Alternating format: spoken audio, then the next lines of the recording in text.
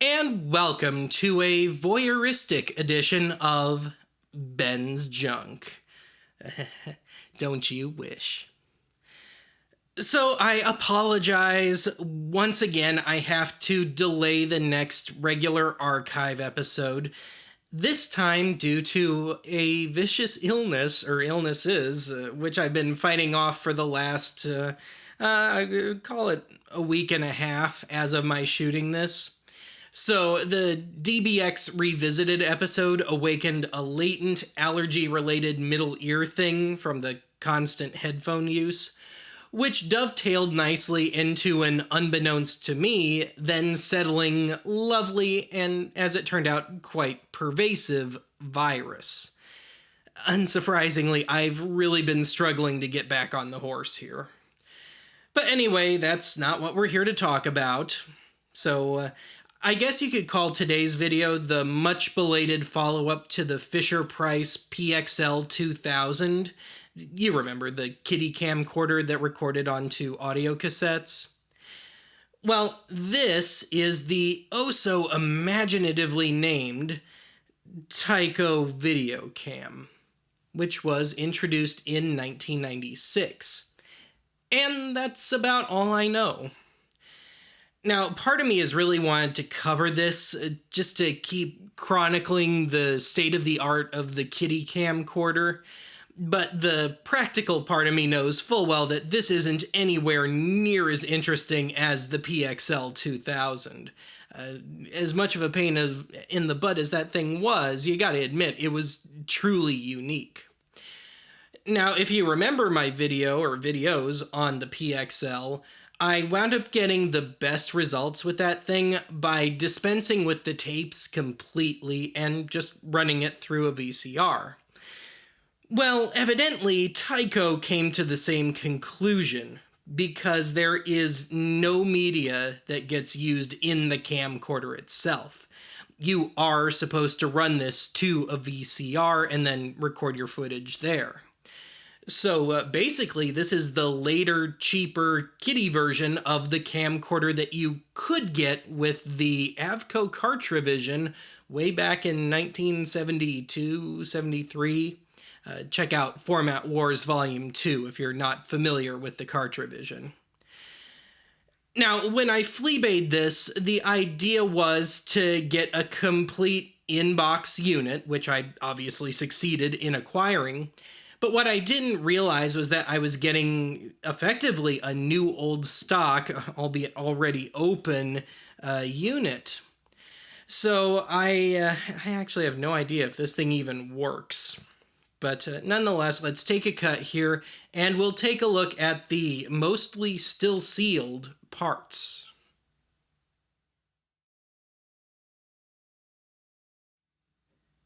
Well, everything seemed to be present and accounted for except the manual. So at least I found one online pretty easily.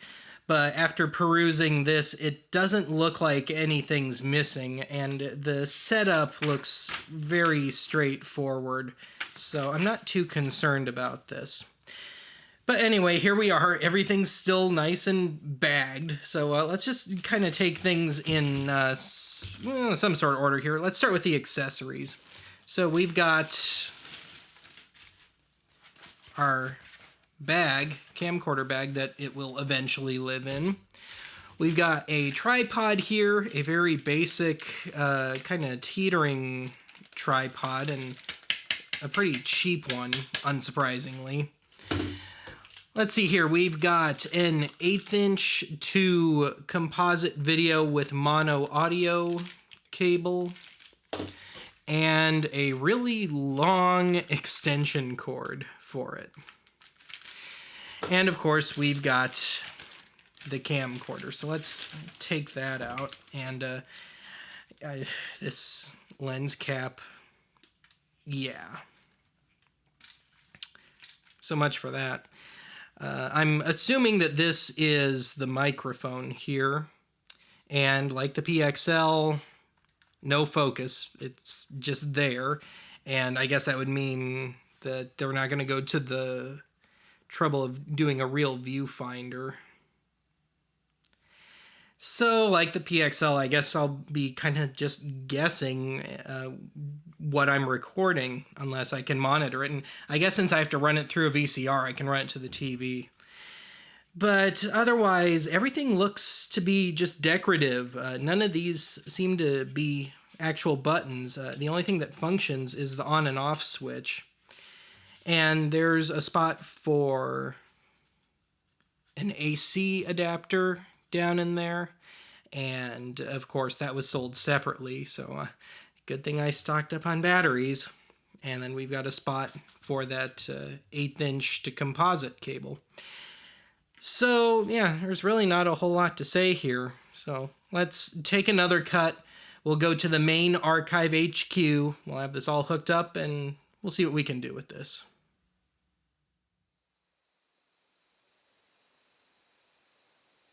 Well, I could conceivably kill myself on this. The battery on the camcorder, this camcorder, is low right now, so I need to have it plugged in. But it's a short cord, so I need an extension cord. And then we've got a 23-foot extension cord running here, the end of which will go to our currently upside down camcorder. But the hookup will be as follows. Camcorder to this extension cord, which eventually finds its way to this adapter, composite adapter, which I had to hook a mono splitter up to so we could have dual mono audio instead of just the left channel.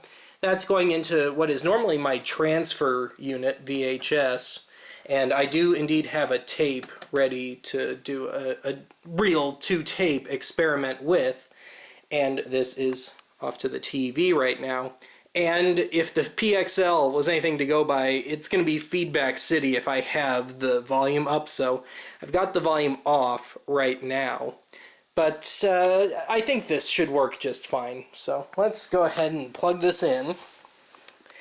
And I love that I have to hook up a camcorder while watching through another camcorder. Someday I need to see if I can make it 3 camcorders. There we go. It's a little tight.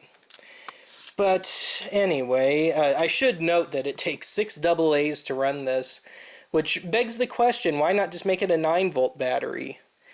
I'm sure there's somebody much smarter than I am out there that could answer that question. But anyway, let's turn it on here. Light came on, and I can see already that it does work. So let's show what we've got. And yeah, I got a dust cover for the TIAC, by the way. But anyway, can I do that 70s infinite TV effect? Yeah, sort of. It seems a lot darker than it really is. I mean, I have every light on in here. Let me try and use this as a baseline. So yeah, I have the window curtain open at least, and I've got the main light, got a lamp. That's everything I've got in here. But yeah, it's just how this thing seems to work, and it's mostly still incandescent lighting in here, strangely enough. But anyway, yes, it works.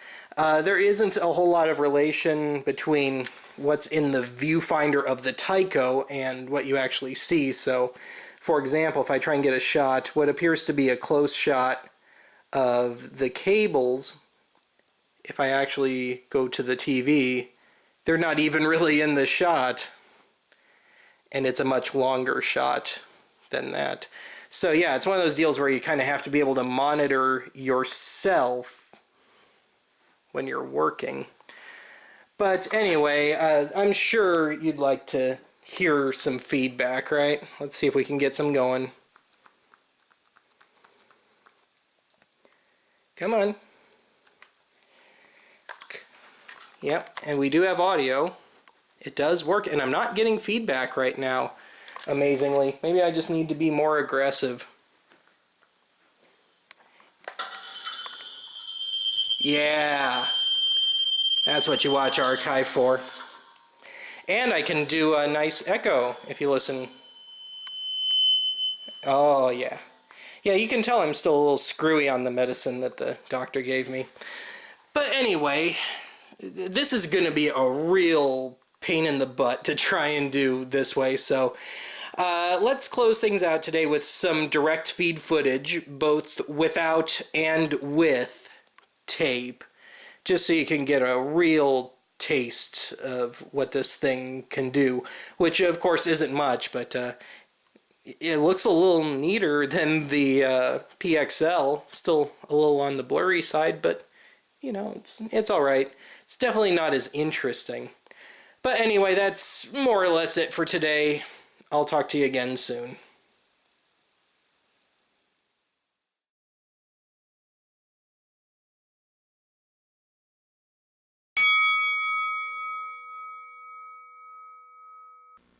Alright, this is intended as a focus test with tape involved, both in the VCR and then this kind of tape, reel-to-reel.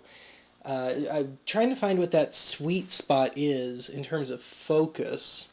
So I've got it probably about 3 feet right now since I can't zoom. See if I can't make these things some semblance of readable. So, yeah, I'd say about 3 feet would be about as good as you're going to get in terms of a real decent focus, which isn't saying much. And I had to buy more tape recently because I burned through so much making DBX Revisited, so I got a whole stash of it now.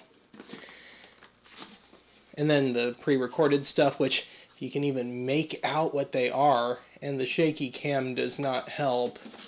I would bring out the tripod, but trying to have the tripod work at 3 feet distance all the time is kind of a tall order. Can you even make out what these albums are?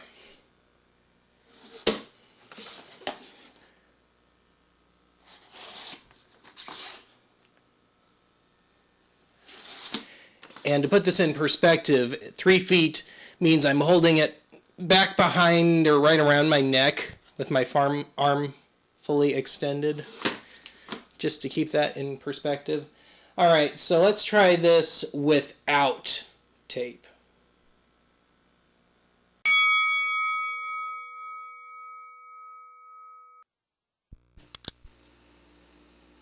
And we're live-ish, as close to what you would see as possible if you just had this plugged into a TV without actually recording per se.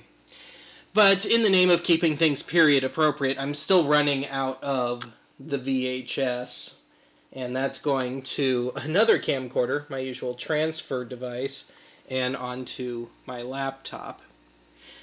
And from the looks of it, I can't say that this is quite even VHS quality. Something says to me that this is not 240 lines of resolution.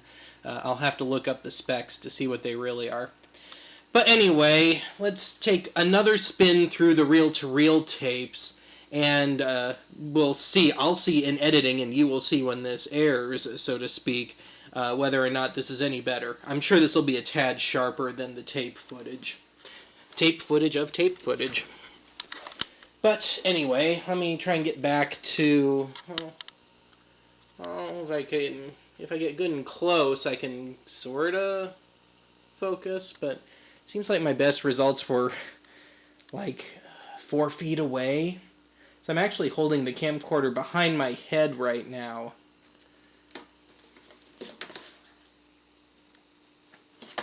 Just trying to see if we can get any focus here. It's just kind of equally blurry no matter where you are.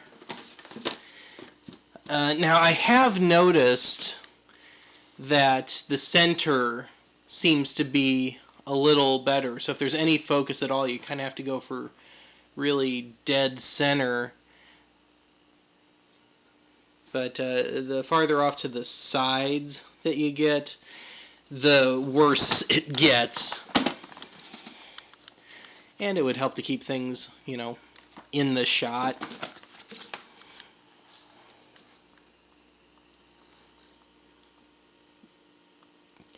Oh, that's a really uncomfortable angle to shoot at.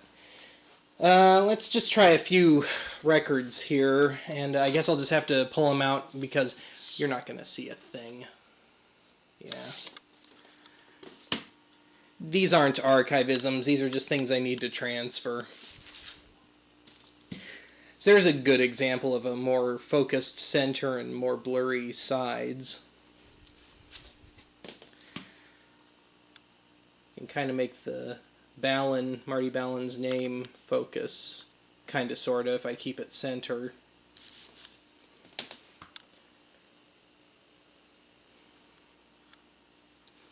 Yeah, the same rules all seem to apply. Well, I will say this much. This is about what I expected. Having said that, for as much of a pain as the PXL was, I still prefer that. It just had such a vibe to it. Even though this is cleaner and it doesn't have the real grindy audio that I've noticed so far just running it through the TV or even the computer. But, like I said, it just kind of takes the fun out of it. The best I can say is, like I said in the opening segment, I guess this is equivalent somewhat to having one of the old camcorders you could plug into a VCR with the CartraVision, or there were early VHS and beta ones, I think. But anyway, man, I really feel like I should be doing some sort of 8-year-old kid sugar rush of a show here, just holding this thing. I feel like an 8-year-old, a very creaky old 8-year-old, but still. So, let's just close things out today in a nice melancholy way. We'll just kind of fade to white. And I've said it once before, but I'll say it again. That's it for today. I'll talk to you again soon. It's so frosty out there.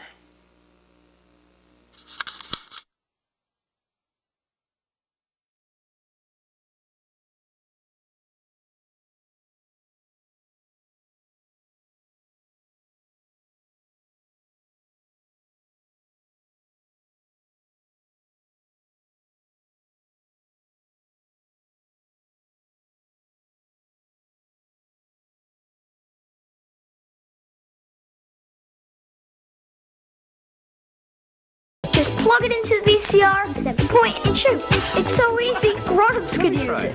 If I let them.